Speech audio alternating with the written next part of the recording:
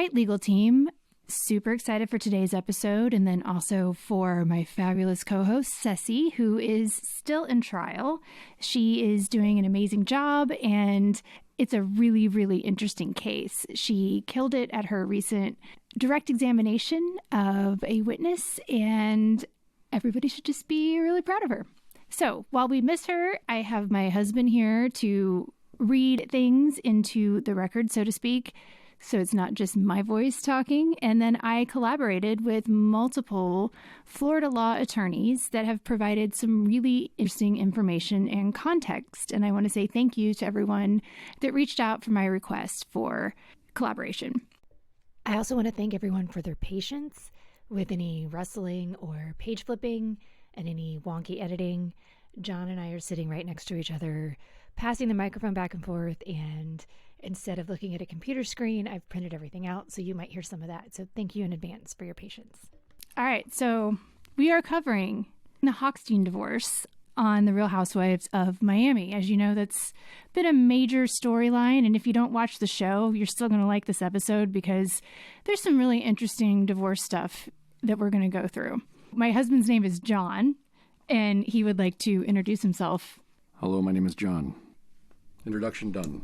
All right, brief and accurate. One of the first things I want to talk about is the fact that family law is hard. Being an attorney can be very stressful and difficult in general, but practicing family law can be particularly difficult.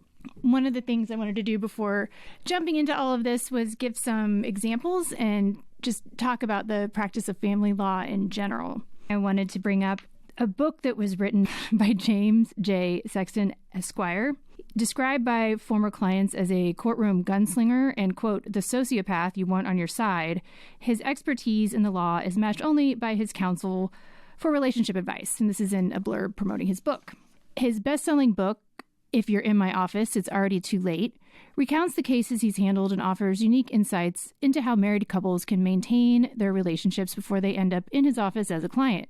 Though he deals constantly with the heartbreak of others, he still believes in romance and the transformative power of love. A longtime advocate for marriage equality and LGBTQ+ individuals and families, Sexton is a popular speaker at the annual Lavender Law Conference, which is the largest national symposium for LGBT legal issues. This is from the New York Times Book Review. Quote, who would have guessed that the person who gives the best legal advice about marriage was the guy responsible for getting you out of yours? And then there's some quotes I wanted to include in here because I agree with these from my experience just practicing law in general, and then also from my friends who have family law practices, and then also the family law attorneys that I collaborated with for this episode. This is a quote from Sexton. Quote, much of our job is to protect clients from themselves. We have to see their case objectively, both from their side and from that of their spouse or their spouse's counsel, who I always imagine is a smarter and harder working version of myself just to be safe and keep me sharp. Side note, that is a very, very good thing to do. If you have just started out practicing law, if you're a young attorney, never count on the other side to be lazy or not do the work. Always think of them as potentially working harder than you and being smarter than you and being better than you, and then hold yourself up to that standard. Here's another quote from Sexton. We help them identify what's an emotional issue and what's a legal issue. To help them understand that, ultimately, getting divorced is fairly awful, but a post-divorce life can be fulfilling. More so if you don't set fire to everything you have and attempt to hurt the other side for hurting you. Every divorce is a multivariate equation. It's a chess match with real-life consequences. All divorce lawyers, like all chess players, know the same moves and are simultaneously attempting to attack and defend. The best of us see 5 to 10 moves ahead. The worst of us are like our clients, who usually just see the most obvious move on the board and want to win whatever piece can be taken at that moment, even if it walks us right into the other side's checkmate. That's helpful advice for any practicing attorney. So there's a really interesting, fun, sad, but comical Reddit thread that was divorce attorneys talking about some of their circumstances in their cases, and I wanted to share a couple of those. And these are ostensibly all from divorce attorneys. John, do you want to read some of these examples from Reddit? I would love to. You have to say that into the microphone. I would love to. Right here? Mm-hmm. One guy had his wife served with the divorce papers while she was in the hospital undergoing cancer treatment. She had no idea he wanted a divorce.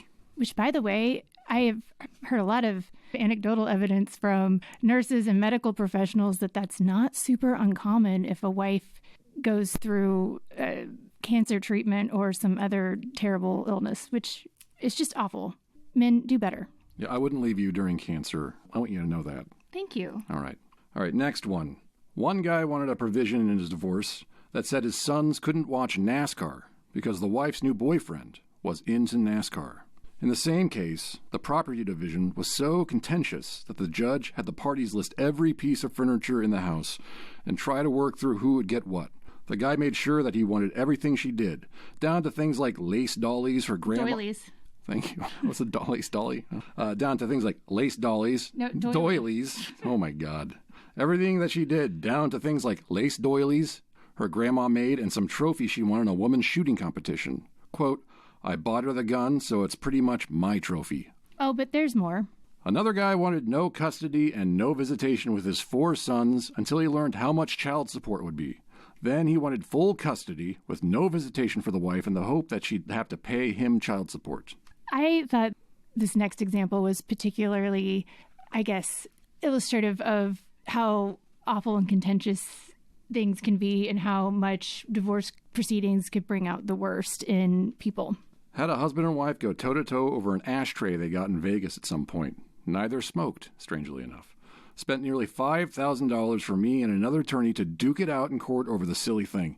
Prior to proceeding, I explained what the cost would be to argue over something silly like this and that he could give me $2,500 and I would fly to Vegas for the weekend and get him an identical one instead. He said he didn't care about the cost because he intended to smash it up in front of her if he won. We won and he followed through with the smashing. He laughed and said the look on her face was worth much more than $2,500. Another attorney commented on the Reddit thread and said the following. I only did divorces for about a year before I moved on to mortgage foreclosures. Those are far less depressing. So who are these people? John, do you have any idea who Lisa and Lenny Hochstein are? I have a basic knowledge of it from what you've shown me, snippets on television. But coming into this, I am the average Joe who doesn't know really anything about these people. So I want to start by giving a little background on both these people in case you've never watched Miami, and also just because I thought it was interesting to look up some things about them that aren't necessarily related to the divorce. We did do an episode on medical malpractice, and we talked about Lenny Hochstein in that episode. So if you're interested in more details on his other types of lawsuits, go back and listen to that one. I thought it was a pretty good episode. All right, this is a blurb from Lenny's website, and it's titled in very large font, Celebrity Boob God, TM. John, could you read Dr. Hochstein's own blurb about himself on his website? Yeah, I would have been very put out if you did not let me read Celebrity Boob God. So, all right. Dr. Leonard M. Hochstein is board-certified plastic surgeon, and for over 20 years, he has focused his plastic surgery career on primary and revision breast augmentation surgeries. During his plastic surgery career, Dr. Hochstein has performed more than 27,000 breast surgeries, including breast augmentation, breast revision, breast lift, breast reduction, and gynecomastia, male breast reduction. Due to the number of breast procedures he has performed throughout the years, Dr. Hochstein has been affectionately named the Boob God by various media and print outlets. What do you think about the nickname the Boob God, John? I really think that depends on why you're being called the Boob God. All right, as a male in particular. Okay, that's enough. So a little bit more about the background of Dr.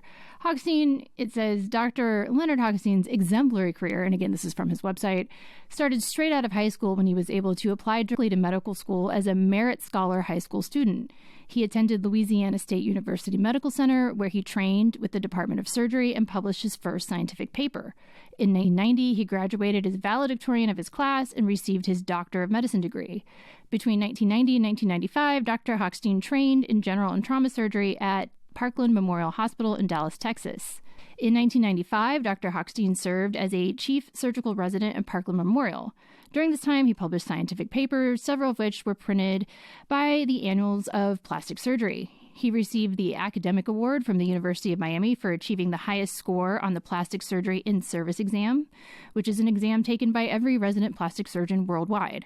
Now, doctor listeners, medical student listeners, any medical people on our legal team, I'd be very curious when we post about this episode if you would comment and let us know exactly how impressive that is, because I don't actually know. I also thought it was funny. I looked at his CV. As attorneys, we're very familiar with CVs because we produce them for experts. We look at them to evaluate experts. We go over them in detail when we're hiring experts in legal cases. And I thought it was funny that he included the fact that he was a merit scholar in high school and that he was New Jersey mathematics competition representative from 1980 to 1983. Most people don't include their high school stuff on their CV, especially somebody with as many advanced degrees and certifications as Lenny, so I just thought that was kind of funny. Moving on to Lisa. Now, I tried to find more information than this on Lisa. I wanted to include information about her childhood, education, background, hobbies, interests, and I honestly couldn't find much. And I don't know if that's because Lisa really hasn't shared that information or because she's only asked questions about her fertility, children, husband, and reality TV career. But they were in very different bargaining positions, and we'll get to that when we talk about the assets that they had to disclose for the prenup and just the relative age of the parties and education and everything else. I really kind of wanted to fill her out more as a person other than just who we see on TV, and there just wasn't a lot out there. So either she's been really good at keeping things private or she just hasn't been asked the right questions or just doesn't want to share it. I don't know. Lisa Hochstein was born in Canada on July 24th, 1982, and prior to becoming a reality television celebrity, Lisa took part in beauty pageants and became a model. I think she was Miss Canadian Bikini or something like that. At the height of her modeling career, she was a Playboy playmate. She appeared in Playboy on 3 occasions, twice in 2006 and one in 2007. Lisa said she enjoyed posing for Playboy and that she admired the professionalism of those working on the magazine, but she admitted to rushing into posing at such a young age. Lisa said, quote, "I actually met my husband when I was on vacation in Las Vegas.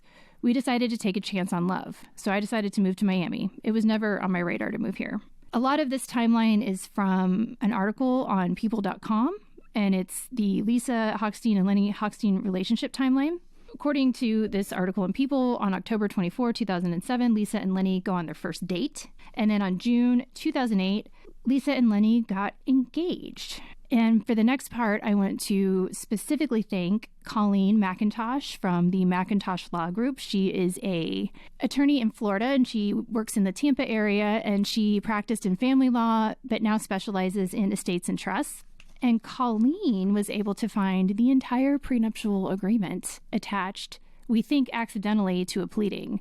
2 other attorneys that had offered to collaborate on this, and as well as myself, had gone through the pleadings hoping to find a full copy of the prenup, but Colleen was on it and she found it.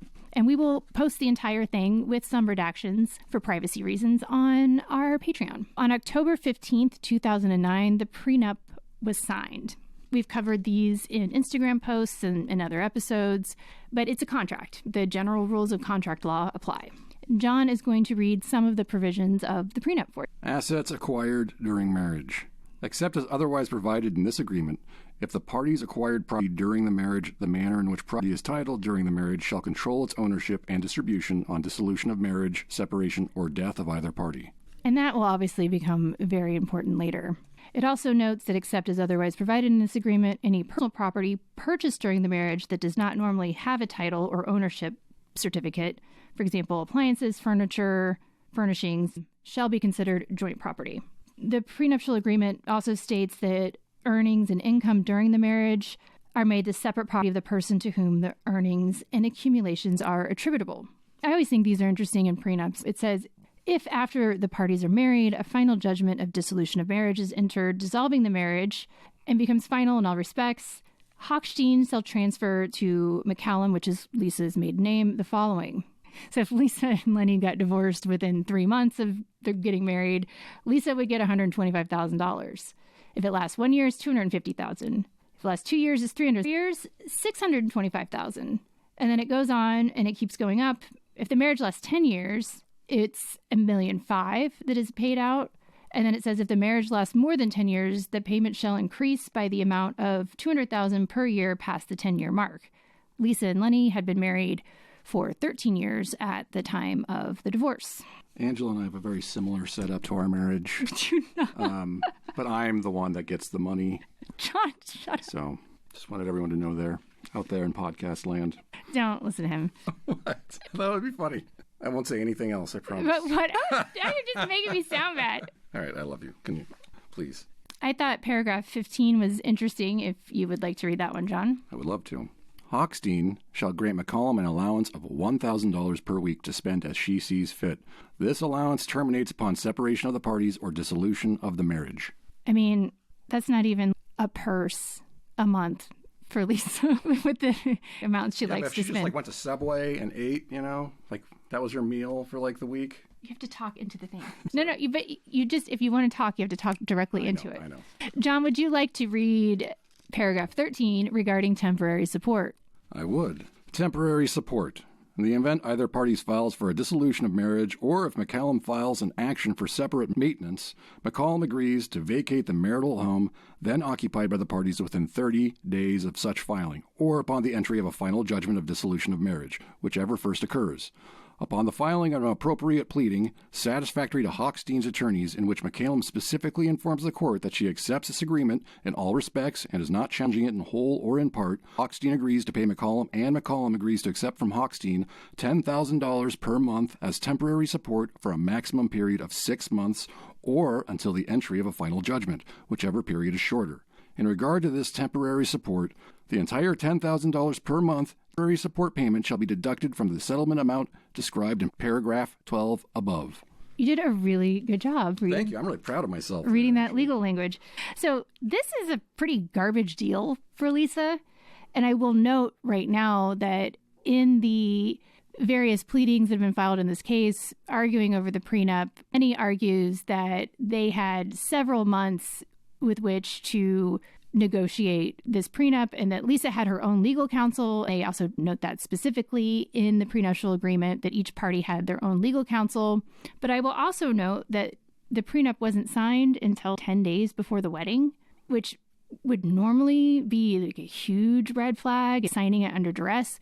But because there's been some pretty specific allegations of how long they were negotiating over this, that gives that less weight, the fact that it was signed so close to their actual wedding date. And we also don't know what went on. Lisa could have just been kind of not taking this seriously, maybe not responding to her attorney quickly with things that she wanted and needed, and maybe didn't take her attorney's advice.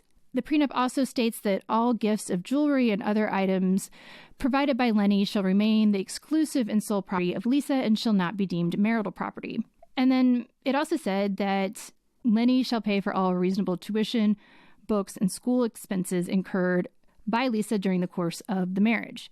Now, I would have taken full advantage of that. I would have gotten like 2 PhDs. Did she take advantage of that at all?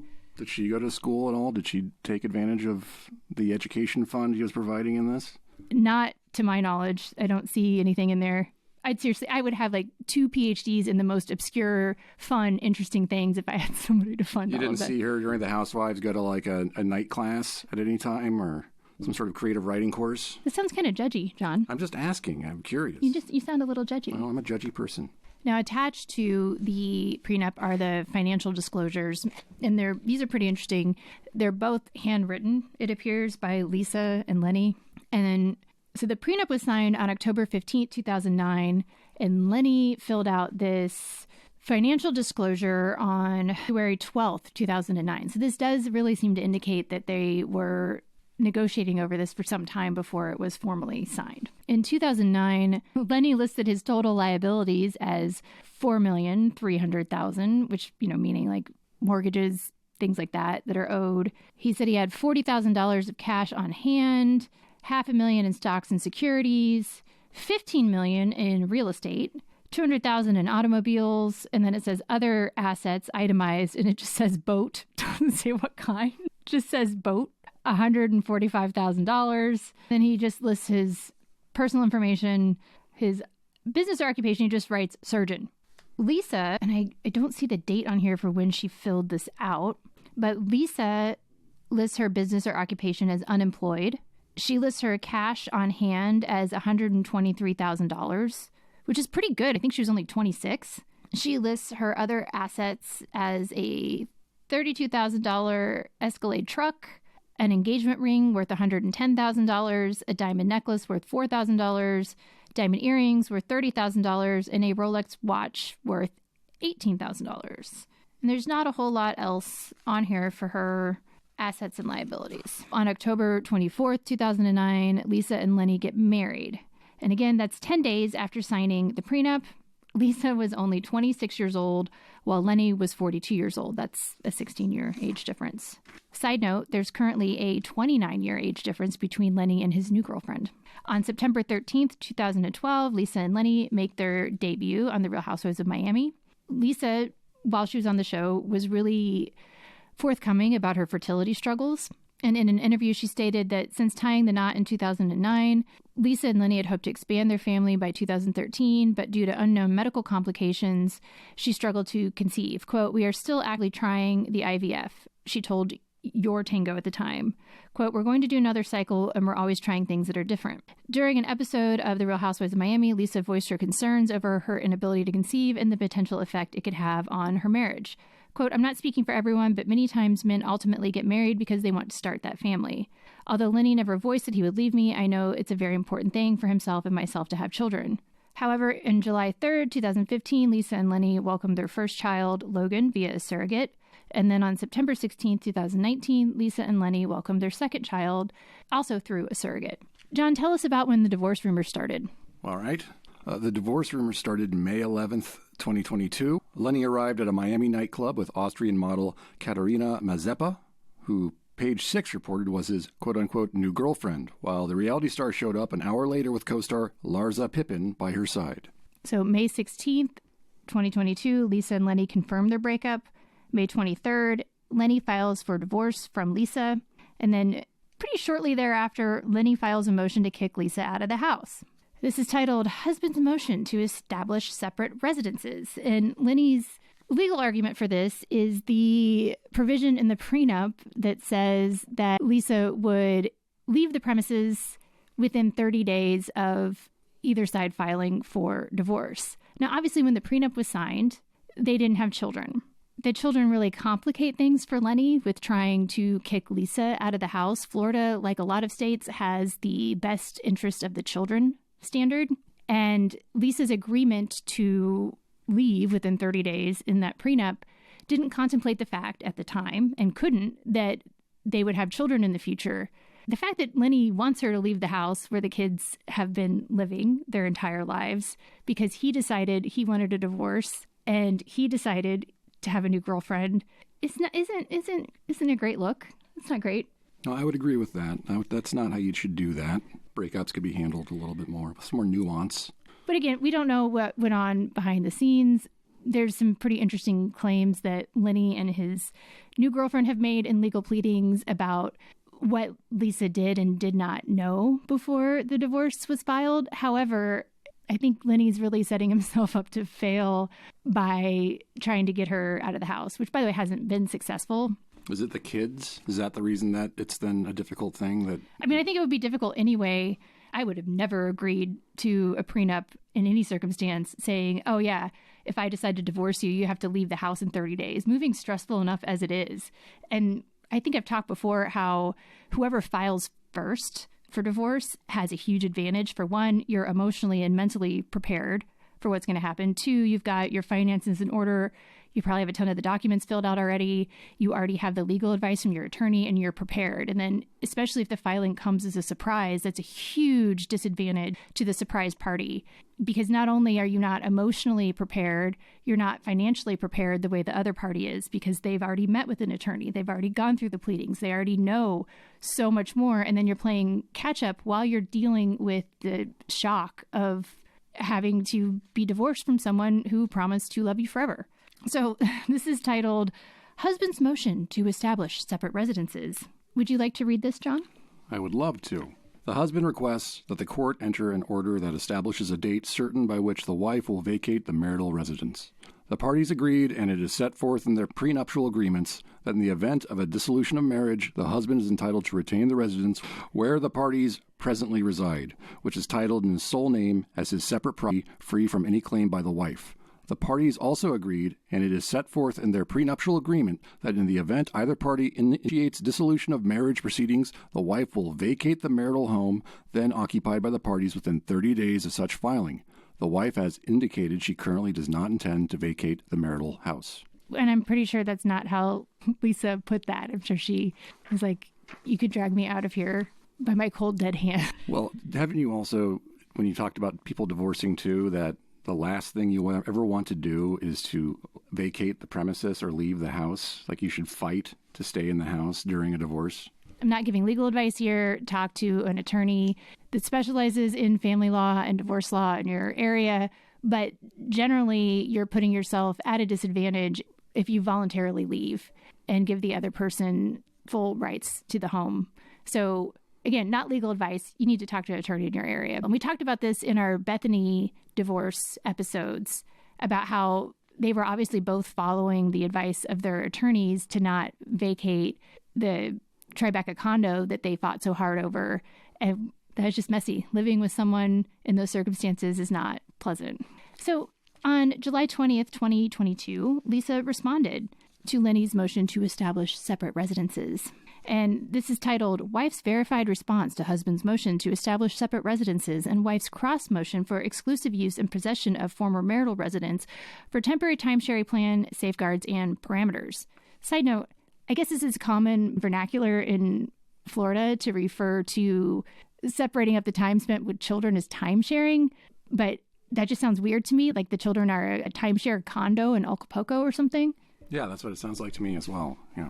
So Lisa points out that the husband's motion to establish separate residences is wholly predicated on the existence of a valid and enforceable prenuptial agreement.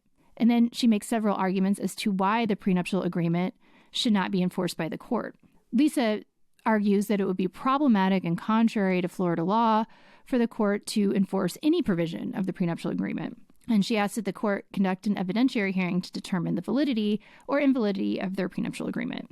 Lisa points out that under Florida law, the courts must take the best interest of the child, and points out that the children have lived in that residence their entire lives, and forcing Lisa to move out with the children in 30 days would just be awful and contrary to Florida law. And then there's several cases cited from Florida law declining to follow the parties' agreement, holding the issues related to child support, parental responsibility, and custody are ultimately decided by the court based on what is the best interest of the child pursuant to the guidelines set forth in blah, blah, blah, the statute.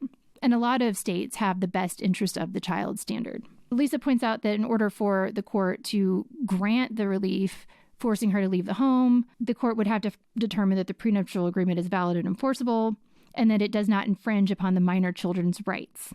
Lisa also points out that the husband has secured his own new residence at the luxury residential skyscraper known as the Continuum on South Beach. I'm all kinds of nosy, so I had to Google how much these cost, and they are not cheap. For example, 2-bedroom units in the Continuum go for between $7 to $8 million for a lot of them. On July 21st, 2022, Lenny files a response to Lisa's demand to stay in the home.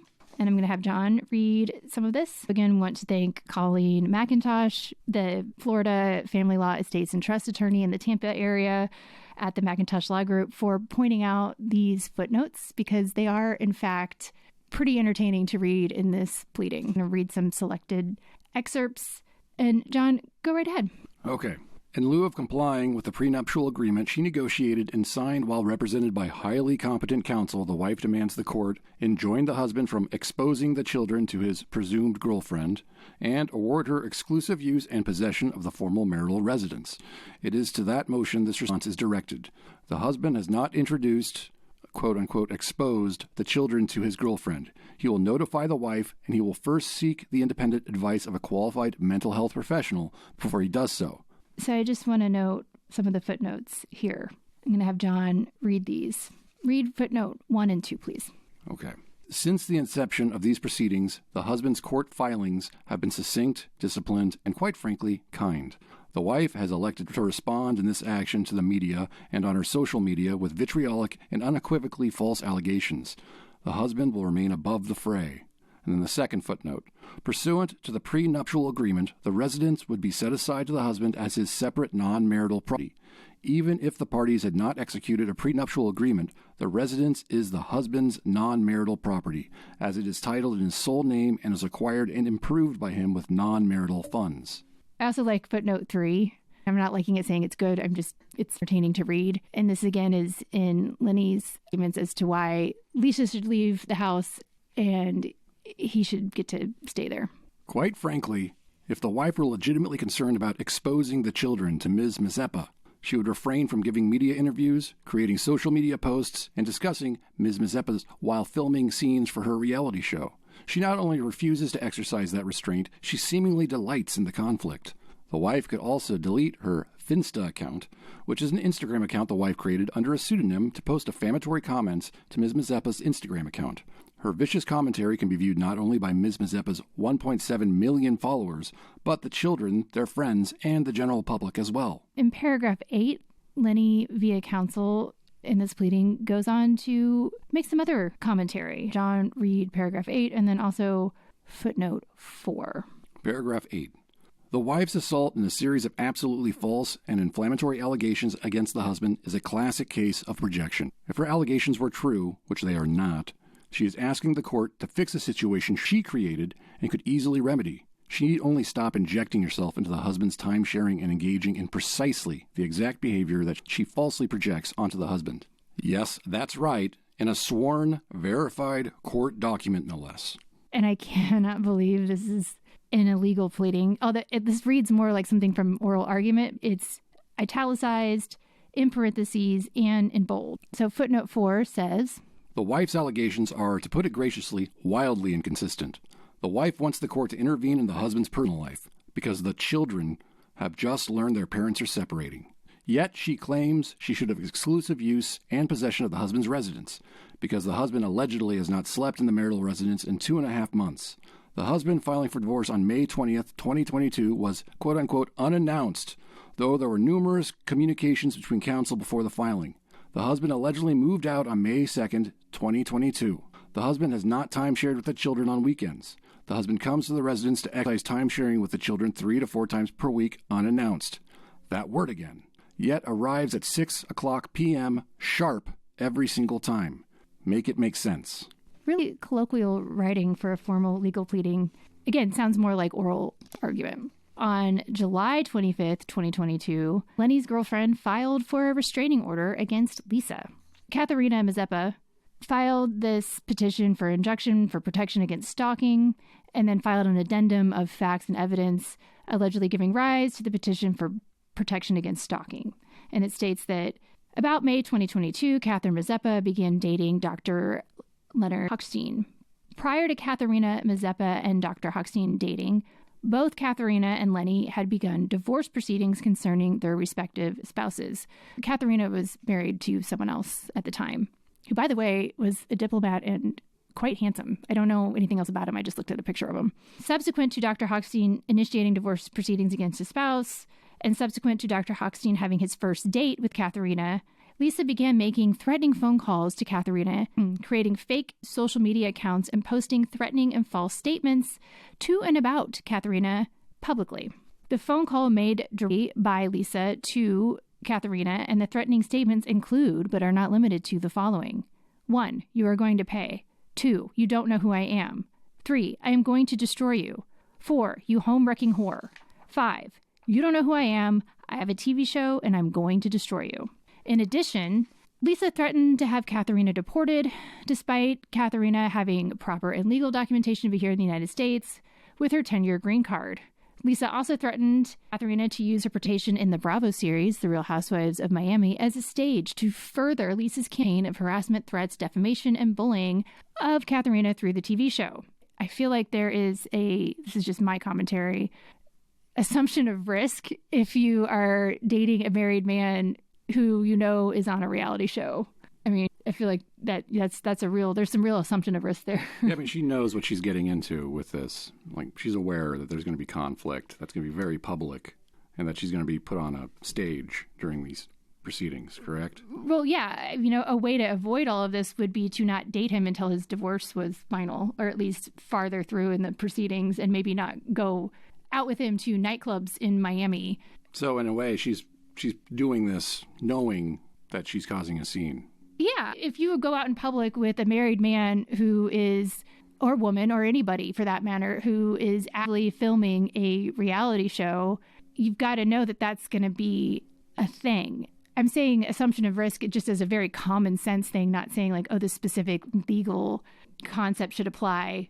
But just logically, you have to know that if you go to a Miami nightclub with your still married boyfriend who is the boob god and prominent and has appeared in a reality show before, and his wife isn't happy about it, that there's probably going to be some fallout from that. How good would it be if Katerina was brought in as another housewife with the other one still on the show? That would be the most entertaining thing. I would watch The Real Housewives of Miami to see that conflict. Oh, I mean, that would one thing I really like about The Real Housewives of Miami is that when Lisa announced that this stuff was going on, they all may have their own internal problems or whatever, but they really closed ranks around her. None of them would have agreed to film with her. That would be impossible. And it would just be mean. I mean, I know Bravo can be very mean, but that's just mean. Yeah, I was just saying, like, what? That would be mean. That's the whole point of the show. There's a lot more to it. It's very complex. You don't understand. It's Shakespearean. It's Shakespearean. I feel confident that Shakespeare would watch Real Housewives. Oh, no doubt. Yeah. No doubt. Okay. According to Katharina, Lisa did not stop at phone calls and has continued to cyberstalk and bully her online, going so far as to create fake Instagram accounts to further her campaign of harassment, blah, blah, blah. Lisa began cyberstalking Katharina and harassing and defaming her under the Instagram handle Kelly Alexa 2021, which has been confirmed to be Lisa. Side note, too, this is not defamatory. The things, that were said, first of all, and it's just my opinion, they were Lisa's opinion about what was going on. And Lisa is entitled to free speech for her opinion. I'm not saying in any way that this behavior was appropriate. I'm just saying it's not defamatory. Also, Katharina is dating a married man. She is participating in these events. And so I don't think that's defamatory. She does call her a home-wrecking whore. Wouldn't that be defamatory? That's an opinion. Calling somebody a whore is an opinion? Isn't that stating that they are, in fact, a prostitute, technically? I think you could argue that was colloquial. All right. I can see that. I just thought I'd ask. It's her opinion that she's a home-wrecking whore. It's my opinion that you're a whore. So some examples of the comments from Lisa's Finsta, Kelly Alexa 2021. Soulless, trying to get a married man with 2 young children. Pure evil. Soon everyone will know. Opinion. Homewrecker out with married men. Trying to destroy a family. You should stop lying to immigration. Now, apparently she wasn't lying to immigration, but I don't know what her damages would be if people think she lied to immigration. I know if she didn't, what's your, Well, would that call the attention to immigration? So wouldn't that in some way, like even if it was just her making a statement, wouldn't that make at least somebody investigate? She was married to a diplomat. I'm sure her immigration papers are on point, Katharina also states in this request for a restraining order that in addition, on May 7th, 2022, Lisa, knowing that Dr. Hochstein and Katharina would be in a certain location out for socializing on Miami Beach, intentionally went to that location and, quote, caused a scene in public by screaming and yelling at both Dr. Hochstein and Katharina, publicly stalking and harassing them both using vulgar language and threats of violence and harm towards Katharina. Katharina states that as a result of the actions of Lisa, she has and continues to endure emotional distress from the stalking, harassment, cyberbullying, and overall actions of Lisa. So this part I thought was interesting. It says, furthermore, Lisa has gone on a publicity campaign to further her efforts to harass, stalk, and smear the good name and reputation of Katharina and to, quote, destroy Katharina. Specifically, Lisa has publicly stated she was blindsided by the divorce and that Katharina is a homewrecker and was in relations with Dr. Hochstein prior to any discussions of divorce between Lisa and Dr. Hochstein, all of which is false. These statements are made with the intent to cast Katharina in a false light and to further harass and defame her and her reputation. Lisa well knew and had discussions with Dr. Hochstein prior to Katharina and Dr. Hochstein dating, that they were going to get divorced but were going to wait until after the filming of the Housewife show to announce it. However, Lisa went against that agreement and decided to create a public spectacle on May 7, 2022, as described more fully above. Which, this makes me wonder if Lenny was telling Katharina, oh yes, I'm going to divorce her. I've already told her this. She knows. But we're going to wait until after she's done filming this season of Housewives before we announce it. Is there any, you might not know this, but is there any sort of contact with Bravo that states that withholding this kind of drama or conflict kind of goes against why we brought you onto the show? Like, if she kept the divorce a secret, would they be, in essence, pissed off at her for not bringing that to the show for entertainment reasons?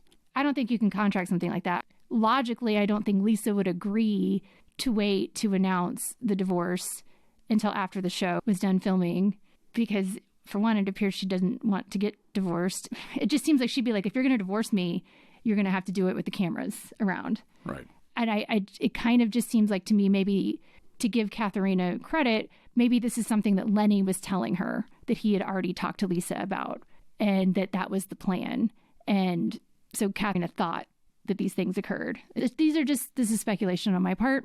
Katharina also says that Lisa could not have been, quote, blindsided because as per Dr. Hochstein's public comments, Lisa and Dr. Hochstein had been sleeping in different bedrooms for months and living, quote, separate lives for months. To the point, Katharina could not be a homewrecker when Lisa and Dr. Hochstein were already separated for reasons having nothing to do with Katharina. So Lisa gets this and then files a motion to disqualify the counsel for Katharina. Lisa states that the attorney's appearance on behalf of Katharina came as a shock to Lisa, as that attorney had represented Lisa individually as well as representing Lisa and Lenny jointly for many years. To explain that, Lisa's saying, look, this attorney formerly represented me, knows many personal things about me, has attorney-client relationship with me, and obviously Lenny's now paying this attorney to file this restraining order against Lisa to try to get Lisa to leave his new girlfriend alone. And Lisa's saying, no, you can't do that. He should be disqualified. There's a conflict. This goes into the ethics rules. Here's the ethics rule provided by the Florida Bar. The former client rule states that a lawyer who has formally represented a client in a matter must not afterwards represent another person in the same or substantially related matter. And then it goes on and says, use information relating to the representation of the client to the disadvantage of the former client, and then reveal information relating to the representation except as these rules would permit. The attorney representing Katharina states that he hasn't violated any of those rules in his representation, and the court agreed with that. And we'll talk more about this restraining order and what happened with that as we go through the timeline. So on September 6, 2022, Lenny files a motion to enforce the prenup and then a motion to bifurcate the proceedings. The motion to enforce the prenup is exactly what it sounds like, and the motion to bifurcate the proceedings, for some reason that wasn't available online and I couldn't download it, but what he's asking for there is essentially to separate the proceedings and have the court either declare the prenup as valid or invalid before making further rulings. Lenny also filed a financial statement, and he states his age is 56, his occupation as a physician. And John, what is Lenny's present net monthly income? Right now, it looks like it's around $353,000. A month. A month.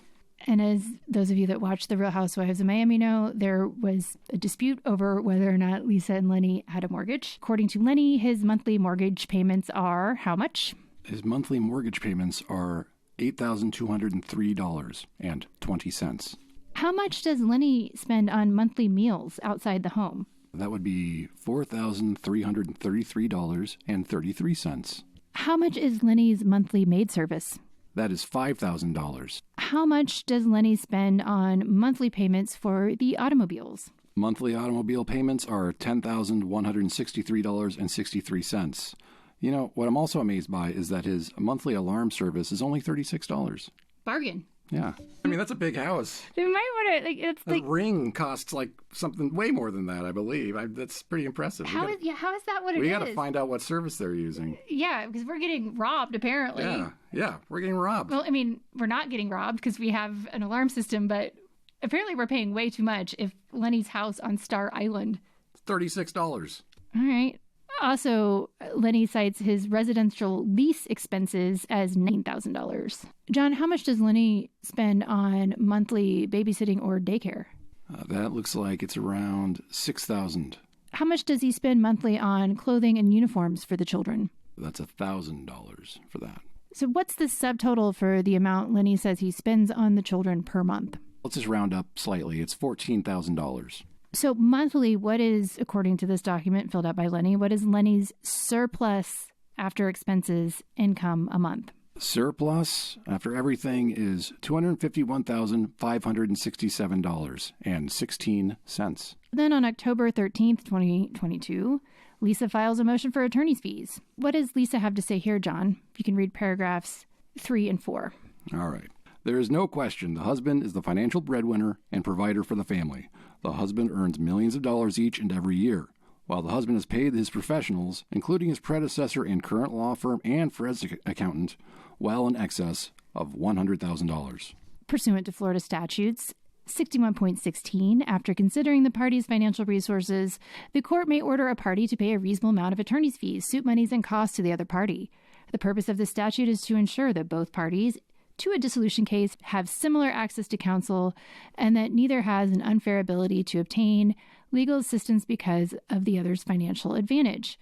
You guys that have listened to our Bethany divorce episodes know that Bethany had to pay Jason's attorneys, which when you're the one that's having to pay both sides, that's adding insult to injury because you're having to pay for your opponent's attorneys who are then attacking you. But there is very good reasons for this, because imagine the disparity if this wasn't a law and one extremely wealthy person could use the full force of the law and an army of attorneys to attack and the other person couldn't pay.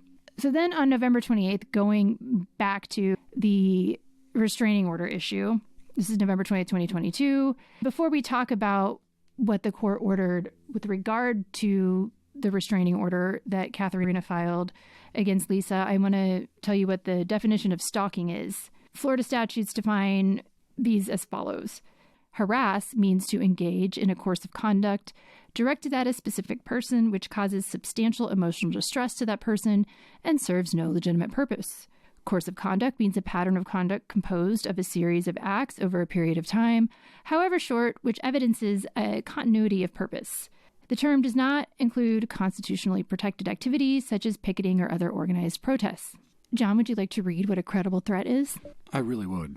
Credible threat means a verbal or nonverbal threat or a combination of the two, including threats delivered by electronic communication or implied by a pattern of conduct, which places the person who is the target of the threat in reasonable fear for his or her safety or the safety of his or her family members or individuals closely associated with the person, and which is made with the apparent ability to carry out the threat to cause such harm.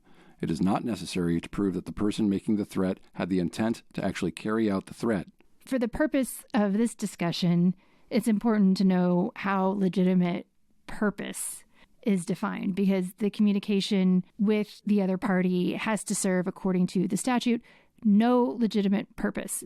I was curious about how that was defined, so I looked it up. So communication that is for a legitimate purpose, such as business, child custody, or legal matters, is not considered stalking. Even if those communications are heated, it's not necessarily stalking if the purpose was legitimate. On November 28th, 2022, an order is entered, and it's an order of dismissal for Mazeppa's restraining order against Lisa. And it says, quote, "Court does not find that the phone call and messages served no legitimate purpose, and also does not find that the petitioner suffered any substantial emotional distress." The court basically said, we get it, you don't like it that she's calling you for these things, but these communications had to do with child custody and her marriage, and we're not finding that they had absolutely no legitimate purpose. And we also don't find that you have suffered legitimate emotional distress, which you can't just say, I didn't like it, it made me feel bad. You have to have some substantial proof of the emotional distress in order to prove that. On November 16th, 2022, Lisa renews her verified urgent motion for temporary support and attorney's fees, suit monies, and costs. Lisa says the husband has once again canceled wife's American Express credit card. Wife has historically had charging privileges and access to husband's American Express card since 2009. Husband's conduct smacks of bad faith. On November 3rd, 2022, Lisa tried to buy diapers and food for the party's minor child. The credit card was declined. And this says the husband and wife, but I'm going to just say Lisa and Lenny. Lenny is not providing Lisa with any direct support other than temporary access on an American Express credit card that is in the husband's name that he threatens to be returned. He has not transferred money to the wife's bank account in several months. Lenny has even taken away Lisa's vehicle and insists that she utilize a two-door to transport the minor children. Lenny's clear strategy now is to force Lisa into submission by refusing to provide Lisa or the minor children with any direct support. There is no question that Lenny is the primary breadwinner and earns many millions of dollars per year. In fact, Lenny has told Lisa that he will continue to refuse to provide support to her until she waves the white flag. Meanwhile, Lenny just had an incredibly lavish Halloween for which he spent approximately $100,000. Lenny has the ability to throw lavish parties, but doesn't have the ability or desire to provide support to the wife and the party's 2 young children. And I read it that way because it has a question mark in it. And by the way, I'm reading all of this exactly as it's written, except that I'm replacing husband with Lenny and wife with Lisa. Meanwhile, on Halloween, Lenny removed Lisa's access to all vehicles, and as a result of Lenny's conduct, Lisa and the minor children were forced to travel in an Uber to trick or treat. So if you're looking at this to determine Lenny's strategy, I mean, is he doing this is this all just pressure to get her to back down? Is that really all this is? Oh, well, I'm going to have you read Lenny's response, so we'll see what he says. Lisa goes on to ask for temporary support for herself and the minor children, consistent with Florida statutes. She says she's in need of professional fees and costs to pay the past and prospective fees, as well as her forensic accountant. On December 9th, 2022, Lenny disputes Lisa's claims. Here's what Lenny has to say with regard to the spending. And say Lenny instead of husband and Lisa instead of wife. All right, that'll be a challenge. I'll try. Lisa continues to reside exclusively in the party's former marital home located at 42 Star Island Drive, Miami Beach, Florida, 33139, with minor children, and continues to live a lavish lifestyle funded by Lenny, laying out approximately $455,000 to cover household expenses and to provide for the upkeep, support, and maintenance of both Lisa and minor children during the period spanning from May 1st, 2022 through mid-October 2023, and where Lenny continues to do so.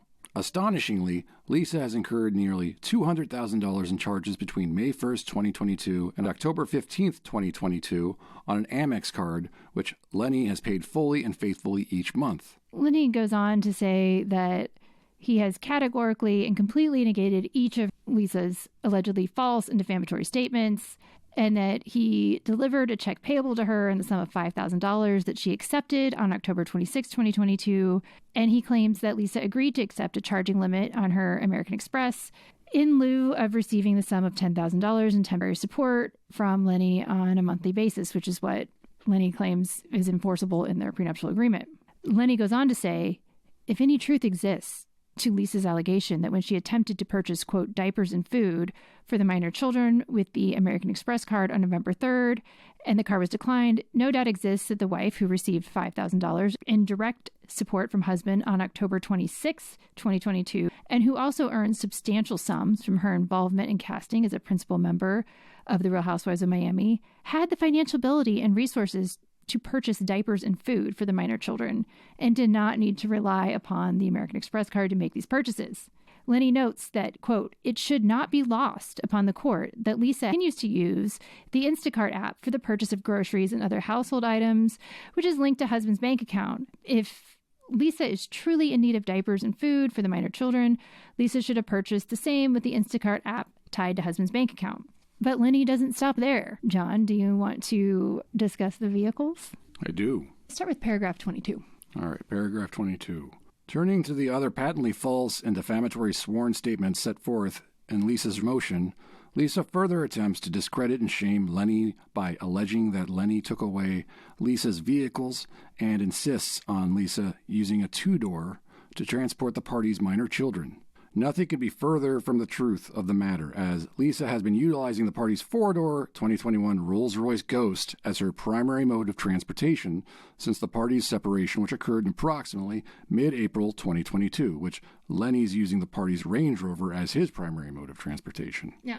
I'm going to stop you right there. I was curious because I know that a Rolls Royce is really expensive. John, how much is a Rolls Royce Ghost? How much does that start at? The starting price is $400,000, and it's quite a beautiful car.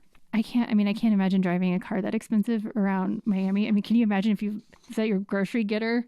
Someone dings. I guess if you have enough money to spend close to $500,000 on a car, it's chump change. Yeah, I guess. All right, on to paragraph 24, John. Paragraph 24. When Lenny recently requested that Lisa afford him an opportunity to utilize the Rolls-Royce Ghost while she utilized the party's Range Rover vehicle, Lisa demanded that she instead use the Rolls-Royce Dawn, even though the Rolls-Royce Dawn is only a two-door vehicle. Okay, so John, how much is a Rolls-Royce Dawn? That is going for the low price of $359,000. that's the starting price. I mean, this is getting pretty petty. Lenny's pointing out, she's saying she doesn't want to use the Range Rover and that she's being forced to use a two-door car. But then when I asked her to use the Range Rover, she said no and insisted on using the two-door car. On to paragraph 25, John. Lisa refused to even consider using the Range Rover, a four-door vehicle, claiming that the Range Rover was an inferior vehicle and had a damaged headliner which rendered the vehicle dangerous, quote unquote, because the view is obstructed by hanging fabric. Go ahead and read 26. It should be noted that Lisa, in a childish and immature act of defiance, intentionally ripped down the headliner fabric affixed to the interior of the Range Rover to render the vehicle dangerous as a means of avoiding having to use this vehicle. The parties here are making these arguments, and I was curious how much judges make in Florida. And I think this data is from 2017, so they may have gotten a raise since then. Circuit court judges in Florida as of 2017 were making $160,000 a year, and county court judges were making $151,000 a year. And it's just kind of my way of putting these arguments over who's using which $500,000 car in context. It's interesting that you chose judges. Well, the judge is the one that's reading these and is going to decide. A lot of this to a normal person like me or you, I mean, I'm a lawyer, so I understand having to make these arguments and whatnot, but it's like just rich people that can't get their act together. Right. Lenny was also really upset that Lisa brought up the Halloween party. John, would you like to read paragraph 29? Most damaging to Lisa's indefensible claim regarding Lenny's ability to throw an incredibly lavish Halloween party while at the same time not having the ability to provide support for Lisa and minor children as alleged. Lenny maintains that wife not only attended the Halloween party, which Lenny hosted at the party's former marital home on Saturday evening, October 29th, 2022, but wife also hosted the annual party and invited over 100 guests. Lenny spent approximately $40,000 to host the party and not the sum of approximately $100,000 as falsely alleged by Lisa.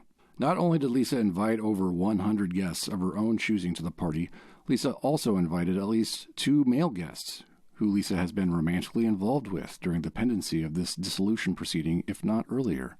So I got really curious reading that. I mean, we already know from reading this that Lenny can track what Lisa's doing by what she's spending on the credit card that he pays for, and then also what she's ordering if she uses Instacart. And it made me wonder if he had installed spyware or something else on her phone, and if she's still using a phone that Lenny pays for and could be considered Lenny's property. And Florida, if I recall correctly, is a two-party consent state. So if you're recording a conversation, both parties have to consent to the recording. A lot of states are not two-party consent. So if just one party consents to the recording, i.e. the person making the recording, then that's not illegal. But I was curious if it got into kind of murky territory, if Lenny owns the phone that she's using and it's his phone that he paid for on his phone plan. And even if he didn't put tracking software on it, he could get all the itemized bills and see who she's calling and the phone numbers and do research that way. Is this the first time this is dropped in these proceedings that she's had relationships during this time? I can't say that for sure. There's a lot of pleadings in this divorce, and I have not read all of them. That would have taken way too long to prepare for the episode, and I can't see all of them. There are some that are filed, it looks to be under seal or just are not available. Did get curious, so I looked it up. Florida statute 934.425 says a person may not knowingly install a tracking device or tracking application on another person's property without the other person's consent. And then for the purposes of this section, a person's consent is presumed to be revoked if A, the consenting person and the person to whom consent was given are lawfully married and one person files a petition for dissolution of marriage from the other, or the consenting person or the person to whom consent was given files an injunction for protection against the other person. It does seem like there's maybe a loophole there. And I would, again, Florida attorneys, if you want to leave comments when we post about this episode, if the person paying for the phone, who owns the phone and has the contract with whatever phone company it's with, if that person can put spyware on the phone. It seems like no, but I don't know. There is a Florida case called O'Brien versus O'Brien, And in that case, the husband and wife were seeking a divorce prior to a hearing. The wife had installed certain spyware program on the husband's computer. The particular program intercepted emails and electronic communications at the time they were either sent from or received the husband's computer, and then routed a copy of the intercepted message to a special file on the computer's hard drive. The wife would then access the secret file and retrieve the intercepted message. The wife attempted to introduce the messages she intercepted using the program, which showed her husband having an affair with another woman. But both the circuit court as well as the appellate court denied the wife's request to admit the communications into evidence. The appellate court found that the wife's actions were a violation of Florida law, and therefore the intercepted communications were properly excluded from evidence. But there's also, in addition to that, there's federal laws. So the Federal Wiretap Act has previously been deemed to apply to married couples, and there's no, quote, interspousal immunity for wiretapping under the statute. And it found that each spouse has an individual expectation of privacy in communications covered by eavesdropping and wiretapping laws that the marital relationship does not preclude. But not all courts agree on what a reasonable expectation of privacy is in a marriage. You and I both have each other's passwords to everything, not because we want to spy on each other, but we often forget what our passwords are, right. Stuff.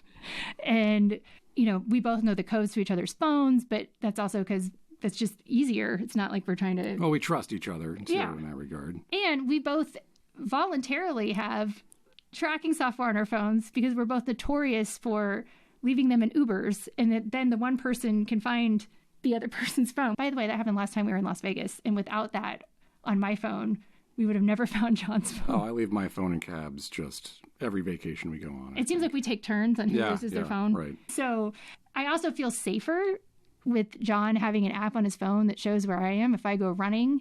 And if you get taken. Yeah, if something happens. I have to go Liam Neeson on this. Yeah, I just feel a lot safer with John being able to look at and know where I am all the time. I do have a question about this. So what if he had somebody else place the spyware, say like a expert, a private detective or something like that? Would that be then it's not he didn't do it, somebody else did it? No, it's his agent that did it, so it still counts. Oh, it's still, never mind. Okay. Yeah. Just to commentary here, if you're in a relationship with anybody and you feel the need to put this type of tracking device without telling them on their phone or computer or something else, and you're not married, don't get married. It's really solid advice, Angela. It's not setting a good precedent. If you can't trust that person to use their phone or their computer and you're not even married yet, why would you marry them and then give that person the right to control what happens to you if you're in a coma or something? Mm-hmm. Or have children with them? If you can't trust them before you're married to do these things, then how are you going to trust them with basic things? I think the coma rule is a good one. Yeah. I think that's a solid, what would she do if I was in a coma? Are you marrying someone that you 100% trust to make good, ethical, correct, competent decisions if you are in a coma? Because legally, that's what that person is going to have the right to do. If you are marrying somebody and you do this thought experiment and you think, oh, if I were in a coma, I couldn't trust them to do anything. I can't even trust them to remember to bring milk home from the grocery store or respond to a simple request. Don't marry them. Yeah, don't marry them. If you're worried about the nurse in the room and your husband, don't marry the husband. Yeah, or wife. Or wife. Or anybody of any gender. Just don't. All genders are included in this. Yeah, everybody's shady regardless. Yeah, everyone's shady. Regardless of gender or sexual orientation, everybody has the capacity to be shady. Everyone can be an asshole. Yeah. All right. Yeah. I'm glad we got that figured out. Also, most states have computer crime laws that generally prohibit unauthorized access to data. For example, Texas Penal Code 33.02, quote, a person commits an offense if the person knowingly accesses a computer network, or computer system without the effective consent of the owner. Effective consent includes consent by a person legally authorized to act for the owner. Okay, so that's interesting. So does that mean if they share a computer at home, or no, say she has a work computer at home that's kind of her computer, I couldn't go on it and snoop around legally? Okay, there's actually a case specifically on that issue that I read that I'm not going to be able to quote exactly, but that specific thing came up. I think this was in Texas. This case is in Texas, but I am not entirely sure. But in that case, the wife, prior to anyone filing for divorce, took the husband's computer out of the back seat of the car and got information off of it and discovered that he was having an affair. However, the court in that case determined that the computer was shared property because kids used it for their homework. The wife used it and was able to log into it all the time for household things that she was doing and for her own email. And she knew the password to it. And no one had filed for divorce yet. So the court determined that the computer was a shared computer and that the husband didn't have an expectation of privacy on that computer. And because so many other things were done on it, that it wasn't just a work computer. Not entirely sure if that was in Texas, but I did read that case when I was researching for this episode. The point is, if you feel tempted to do any of these things and you are not married yet, probably not a good idea to get married, or maybe seek some counseling or something to see if it's your own issue or an issue with the relationship.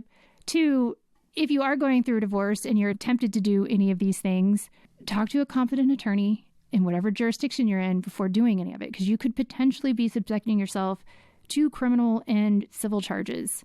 The courts don't look favorably on those types of laws being broken, particularly in a divorce proceeding. I also want to thank Nicole Toback. She practiced family law in Miami-Dade County.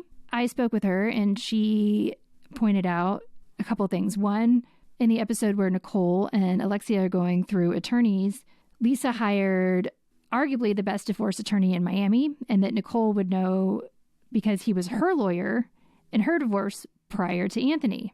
So that was pretty interesting. And we also got a submission from Lisa Robinson, a family law attorney with 35 plus years of experience, and she's based in Raleigh, North Carolina, and is at Rosen Law and is a devoted Bravo and Housewives fan. One of the things that Lisa Robinson wanted to point out was that a prenup doesn't solve all the problems, and that's obviously clear here. Lisa says this divorce between the quote boob god and his perfect wife is providing many examples of how bitter a divorce can be. Just so much to unpack. The nightclub encounter, Lisa's emotional breakdowns while filming, Lisa's talks with her friends, mother-in-law and housekeeper, the girlfriend, Katharina Mazeppa's attempt to obtain a restraining order against Lisa, Lisa's claims that she can't provide basic necessities for their children, Lisa's Amex card being denied. The list could go on and on. But one interesting point in this divorce, Lisa and Lenny had a prenup. A prenup is a private contract between two people who are getting married, detailing how their assets and marital obligations will be handled when the marriage is over. However, this prenup doesn't seem to be working. What an understatement. According to Lenny's June 2022 filed motion, he asked the court to intervene in his, quote, motion to establish separate residences, which we covered on the podcast. Lenny claimed that his and Lisa's prenup stated that he would be able to keep the Star Island mansion, which we discussed. Lisa says that even though this divorce was filed back in May 2022, there seems to be no quick, easy resolution. And unfortunately, it looks like the terms of the prenup that they signed before their 2009 marriage is definitely not answering all of the issues that this couple are facing. Discussing prenups could go on for hours, but this bitter divorce is one example of when having one is just not resolving all of the issues between the couple. So Lisa, thank you so much. So one of the things I wanted to point out too, as we're nearing the end of this present discussion on Lisa and Lenny's divorce, obviously they're nowhere near to finalizing this yet. There are multiple hearings scheduled for March of this year to determine a lot of these things that they've been arguing about. As of right now, Lisa is still in the home in Star Island. Lenny is with his girlfriend on his fancy condo in South Beach.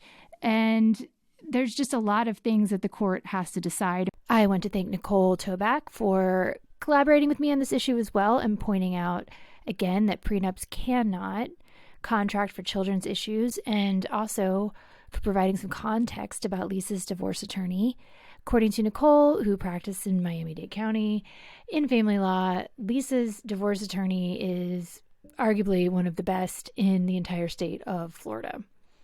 So that is good for Lisa. And thank you again, Nicole. I really appreciate your help. And it'll be really interesting to see what the court determines as to the enforceability of the prenuptial agreement. Okay, you had questions for me. Actually, I do. This is a subject change. I'm curious about something that's big in the headlines right now. This is something that I'm very interested in, and it's the Alec Baldwin case where he accidentally fired a live round on the filming of Rust and killed, I believe, the cinematographer, perhaps. I don't know. And then he also wounded the juror, I believe, as well. But it was supposed to be a, what do they call them? What do they call those bullets? Blanks? Blank. Thank you. I went blank. And he accidentally killed and then injured another person. And then it's recently come out that he is being charged with involuntary manslaughter, as well as the prop armorer of the production is also being charged. So I was curious if you could go into that a little bit. My first question is, what exactly does involuntary manslaughter entail? Like, what does that mean? It seems like a pretty major thing to accuse. It seems, it's like one step away from just murder in my mind. So could you go into that a little bit? Like, what is involuntary manslaughter? Well, first, involuntary manslaughter is defined as the unintentional killing of a person through either criminal activity or through doing something reckless. So that's what involuntary manslaughter is. Right. And looking at the case, looking at what your basic understanding of it, we haven't done a ton of research, and you haven't done a ton of research. We're just kind of impromptu talking about this. Do you think that that is the case, that Alec Baldwin is potentially guilty of that, or do you believe that they're reaching at this point, or just trying to find somebody to blame for the situation? I haven't been able to read all of the legal pleadings on this, but just my gut reaction is that the purpose of criminal punishment is to deter and to punish. Now, in a situation like this, I don't think anyone has any doubt that Alec Baldwin will never make this mistake again. And even just the existence of this occurring, I think, will deter other people from being anything but, when I say this occurring, I mean the death will, definitely deter anybody on set from being anything but excruciatingly careful in these types of situations. I haven't seen any evidence that Alec Baldwin was drunk or had known that there was a chance of a live bullet being put into the gun or in any way that could harm anybody. I feel like just the act of having accidentally killed someone is punishment in and of itself. No one's claiming that this was in any way intentional. And in order to prove this, they have to show that it was reckless, which means it goes beyond ordinary negligence. The negligence is the failure to use ordinary care. Reckless is the complete and utter disregard for safety. There's been a year of investigation into this incident. I haven't seen anything that definitively shows that everybody was recklessly negligent on this and that it was anything but a horrible, tragic accident. My other problem with this is just thinking as an attorney that by filing these criminal charges, it's going to impede any civil action. But if the family of the individual that died files a civil lawsuit or wants to file a civil lawsuit and this criminal case is going on, then Alec Baldwin is going to, in testimony, and everybody else that's been charged, plead their Fifth Amendment right to avoid incriminating themselves. And so that's going to delay any monetary recourse that the family could have. I wonder if this is actually more, because you said reckless, and I wonder if it's actually, the concept of production still using just guns with bullets in them, even if they're blanks, could potentially, from this and from the incident that occurred decades ago in The Crow, would be just the idea of it reckless. So it could possibly mean that we could see in the future in Hollywood and in any film production, no more blank rounds, no more like actual real guns on set. So I wonder if that's actually like if there's some overarching sort of agenda with this where they just want to see that go away entirely. Okay, I just Googled and it says that New Mexico's Worker Safety Agency in April fined the film's production company for $137,000 for what they described as, quote, willful safety lapses. And civil suits against Baldwin that are pending have claimed systemic cost-cutting led to dangerous conditions on set, allegations that Baldwin and the film's production company have denied.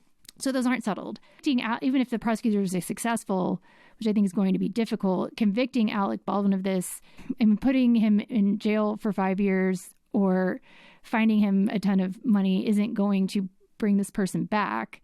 But the family, and if these, the person that died had any children or a wife or anything else, a settlement in a civil case could actually substantially help them, and a criminal charge is going to impede that, like I said, because of the Fifth Amendment issues. Also, involuntary manslaughter charges, if you're drag racing somebody else on a public highway and then you hit somebody and they die, or if you're driving drunk or doing something else inappropriate while you're driving and then you kill someone, that's typically the type of thing that you see for an involuntary manslaughter charge. I don't know all the facts, but this seems like a big reach to me, and I just don't see the value in it for use of public tax dollars or for the general theories of crime and punishment. Do you think if Alec Baldwin wasn't behind the gun, if he hadn't fired the gun, he is one of the, probably if not the main producer of the independent film. Do you think if he hadn't fired the gun, they still would be gunning for, no pun intended, Alec Baldwin in this, or would he be just fine at that point in time? Are you talking about for the civil issue or the criminal? The criminal. I don't think even these prosecutors would have tried to file criminal charges against him if he wasn't the one holding the gun, unless he was the one specifically in charge of ensuring safety, or if he was the one that instructed everybody not to follow the safety protocols. Unless there was something like that, I can't see them pursuing criminal charges if he's not the one that actually fired the gun. Okay. But civilly, I think he would have gotten sued no matter what because he was a producer of the film. And then the question in a civil lawsuit is who can pay and where will the money come from? And, he does have 7 kids, but he's not exactly poor. So one more question, and you might not be able to answer this, but I learned a lot about this from, I think it was CNN.com, and what I read was straight from the mouth of the district attorney that's going to be leading the charge in the case. And the district attorney was asking for $600,000 something in funds to help with this case against Baldwin. Do you in any way think that something like this, or does this happen often where you think potentially that this is a district attorney trying to just get a high-profile case for them to progress their career a little bit, or do you think that this is actually something that's worth the time of the district attorney? Man, you're making me give my opinion on a lot of stuff. As of right now, with the limited amount of information that I have, no, I don't think criminal charges are helpful or a useful expenditure of the taxpayer dollars for the citizens of New Mexico. I mean, I don't see this benefiting the citizens of New Mexico. I don't see it benefiting anybody, and I don't think Alec Baldwin needs these criminal charges to deter or punish him from ever doing this again, Right. Do you think that Hollywood in general should just stop using guns and blank rounds on set at this point in time, just due to the implications or the potential this happening again? Man, you're asking me a lot of questions. We can stop. I don't know, because I don't know how it works on movie sets. Movies have all kinds of dangerous stunts and things. I don't even know how blanks work in a gun. I don't understand how you could ever have a blank in a gun and have that accidentally be a bullet. I don't know enough to answer that question. All right. Well, I don't really have any other questions about that. I just thought it was hot in the news right now, and I was curious to get your take on what's going on with the Alec Baldwin case. It is interesting in the stuff that I've just quickly Googled. I guess Alec Baldwin had said that he did not pull the trigger, but an FBI forensic test of the revolver found that it functioned normally and would not fire without the trigger being pulled. Quote, Mr. Baldwin had no reason to believe that there was a live bullet in the gun or anywhere on the movie set. He relied on the professionals with whom he worked, who assured him the gun did not have live rounds. We will fight these charges and we will win. And this is from Alec Baldwin's attorney. Firearm guidance from the Actors Union instructs performers to treat guns as though they are loaded with blanks and rely on weapons handlers to instruct them on use, including when they can safely point a firearm at someone on camera. Quote, an actor's job is not to be a firearms expert or a weapons expert, the union said, slamming the district attorney's charging decision as uninformed. Most actors have never even fired a real gun before. They have zero knowledge on handling firearms. It's up to the armorer or the prop master to show them how to do that. I mean, money can help the families. Criminal charges, I don't see how that's going to help. Well, does the district attorney have a choice? Yeah, it's called prosecutorial discretion. Really? So if a crime has happened, like this technically is a crime. Well, the district attorney has the right or the ability to say, no, we're not going to pursue this further. They can't just blindly say, no, that's a crime. We have to do it no matter what.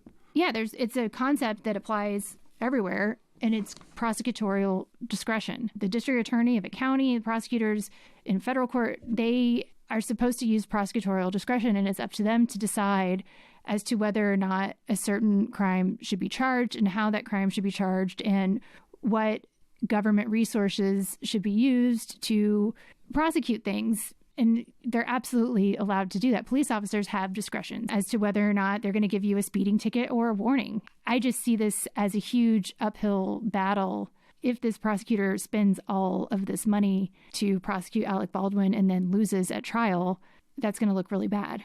So, I mean, the prosecutor's taking a big gamble here as well. Right. All right. That's all I have. That's all I have to ask you about this case. Thank you, John, for participating in this. It's my pleasure. All right, legal team, that's the end of this episode for now.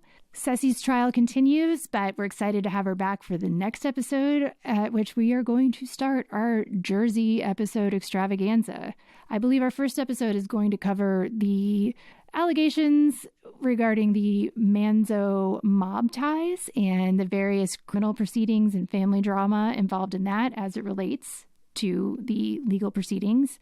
And then our episode after that, we are planning on covering the Gorga's many legal issues and lawsuits. Patreon members, we encourage you to ask your questions on there as well so we can make sure to answer them in the episode. And I just want to thank you guys again for listening. Thank you so much for leaving the nice reviews on iTunes. That really means so much to us, and we are so grateful for it. I've said it over and over again, but Cesie and I, when you guys leave your really insightfully written, smart, interesting, and funny reviews and commentary, we screenshot them and text them to each other, and sometimes it makes our whole day. Don't forget to follow us on our Instagram, our Twitter. We had a super fun time at our Supreme Court Patreon last week. Thank you to everyone who participated in that. If you haven't already, get your tickets to watch What Crappens and see them live. They are amazing.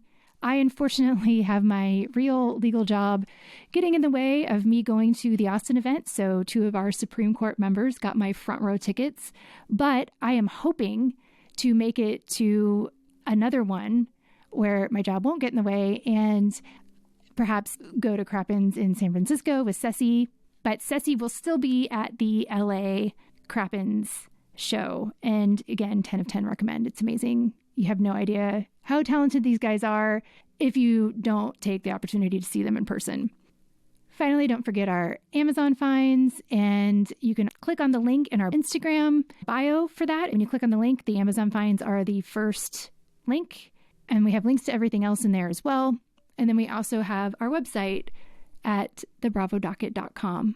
Thanks again for listening, legal team, and I really hope you enjoyed this episode. And if you have more questions, ask them on our Patreon or comment on our Instagram post. Bye, legal team.